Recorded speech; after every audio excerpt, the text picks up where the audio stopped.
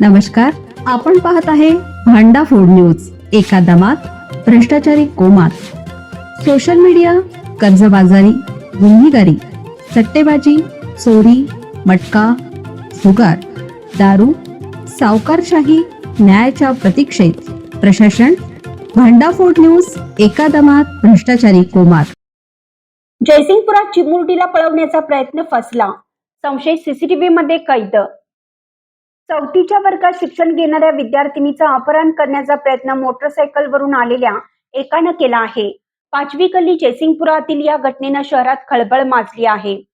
विद्यार्थिनी एका दुकानात घुसली, लोक एकत्र आले आणि अपहरण करता पळून गेला. सीसीटीव्ही मध्ये तो कैद झाला आहे.